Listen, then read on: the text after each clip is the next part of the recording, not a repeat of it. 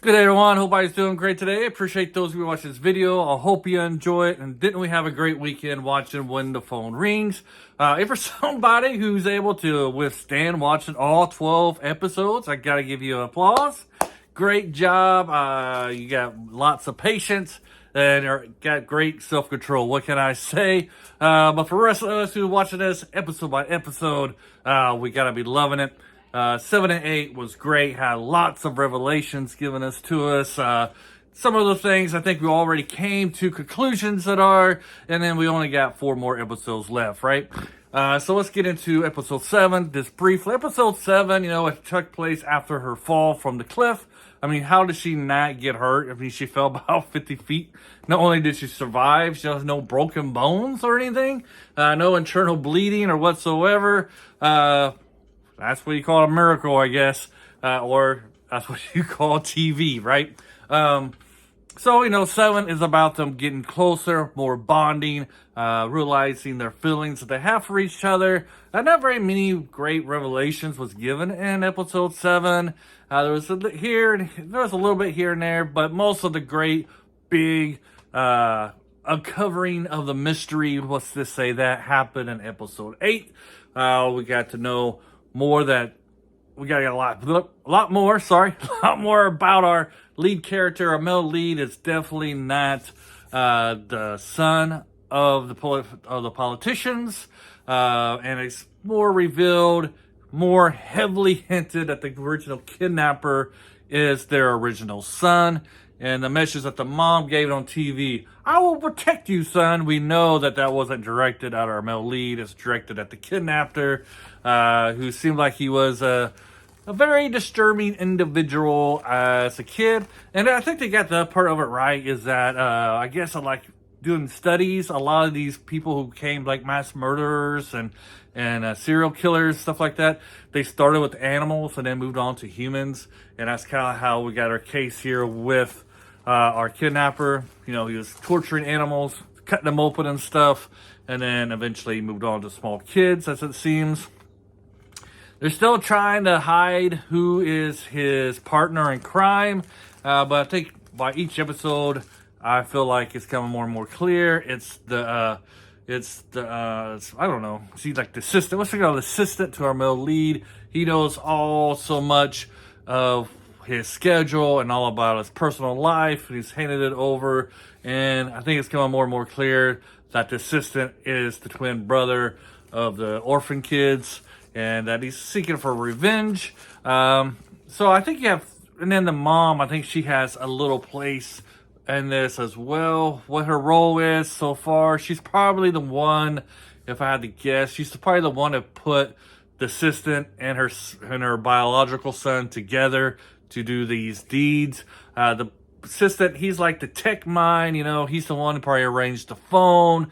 He was the one who was able to hack the car. He's doing all of that technical stuff. And then the son, he's the more of the bronze. He's the guy doing the dirty work. He's the one doing the physicality. And then the mom is probably the one, the puppet master behind the scenes, pulling the strings and stuff. I'm kind of wondering what her end game is, though, because everybody knows that the male lead is their son. So how, even if she rakes him and reveals somehow that he's not her biological son, I guess she has some kind of end game where her biological son can come into the spotlight. Maybe she's going to try to frame him, the male lead, talking about the male lead, for the evil deeds that her son did as a child. Maybe that's what she's going to do. Maybe she's going to play that game with this. Who knows? And then the wild card is our female lead's stepsister, who knows a lot, and she seems to not have any fear about revealing what is going on. As we see in the previews for episode 9, she's going to be heavily hinting at least that perhaps our male lead is not the biological son of the politicians. And then I really like in episode 7 and 8 that we see that our female lead here, I don't really say their names because I always mispronounce them. I just got somebody telling me how bad I mispronounce Al Pacino. I guess I pronounce it Al Pacino or something. I don't know. They say, no, it's Al Pacino. So I don't really do names, especially if they're foreign names, because I know I'll hack them up. But anyways, where was I going here before I got sidetracked? Sorry. Anyways, the female lead sister here, she has no fear. She's like the wild card. She has no fear and probably putting everything out, all the secrets out in there in the light so everybody can see them. And I guess I now remember where I'm going with. And it's the 7 and 8, episode 7 and 8 really revealed how love deprived our female lead was. Hijo, I'm going to try to pronounce it. Hijo, I think. How love deprived she was in her life. Because she just can't believe that our male lead here loves her so much and is willing to forgive her for what she's been doing with the telephone, and that he just truly has feelings for her. We see that at the end of episode 7, and then at the beginning of episode 8, when she wakes up, she has that dream that he abandoned her. Like she goes to check him in his bedroom, and he's not there. She calls him, and his phone's been disconnected. A number is no longer in service. She gets that panic attack that he's abandoned her. So she really has that fear that he doesn't really love her. She doesn't really understand why he would love her, because she's never really had that love. Even her mother kind of used her and didn't really care for her like a mother should. And I don't think she really gets it until the end of this episode, especially when she's looking through the photographs of the pictures of the outing that their team had, and seeing that he really did care for, loves her, that he's always looking at her and always has a smile when he sees her. I think finally she gets it that he really does love her. And then we have another surprise. Moving on from that storyline, we got the Bass shop guy. What was his role? Is he the actual biological father of our male lead? Or was he just taking care of the male lead? Who is the parents of our male lead? We don't know. Maybe he's an orphan as well. That stuff hasn't been revealed yet. So we'll get further into that. I don't know about you viewers. Sometimes I do like the previews for the next episode, but sometimes they give away too much information.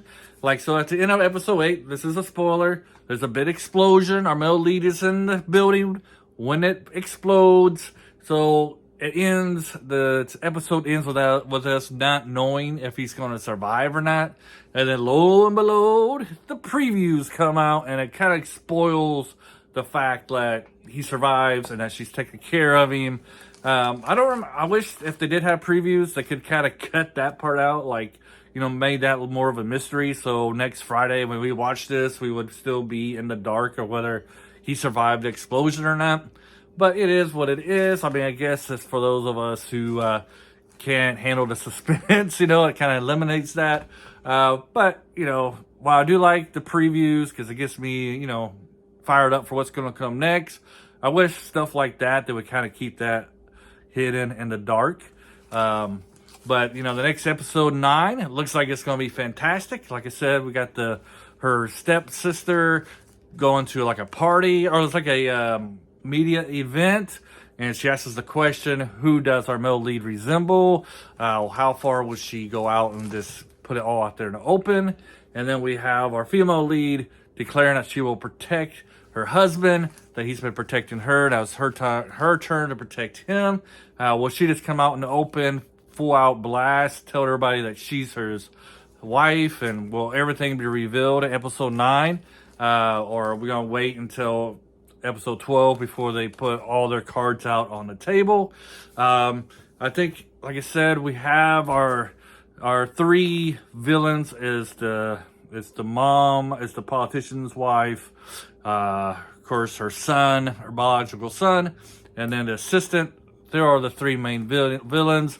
I'm kind of pretty sure that the politician, the man, the dad, is in on it. I think he knows that his son is alive. I think he knows that his wife is helping, or knows that as well, and that maybe she's the one starting to cause this chaos, because he whispers into his secretary's ear, probably telling him, if I got imagine here, going into the future, he's probably telling him, start looking for his son, start surveying what his wife is doing behind the scenes.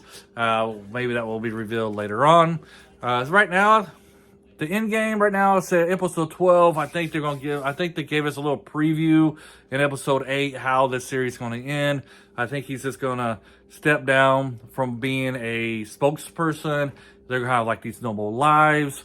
They're going to be in the park, walking their dog. They're going to be a dog family probably, which, be nice if they had a little kid, but they'd be a little dog family. Will be their child, I guess. But probably how this will end right now. He's going to step down out of the spotlight. Maybe he'll just be a media person once again, and they'll just have their own little ordinary life, which they seem to both want. I don't think he has any ambitions to do anything else with his political career than what he is right now. That's my guess. Leave your comments below. Did you love this weekend? Was it fantastic? Are you looking forward to this weekend? What do you think is going to happen? What did you enjoy about these last 2 episodes? Thank you and have a great day. Bye.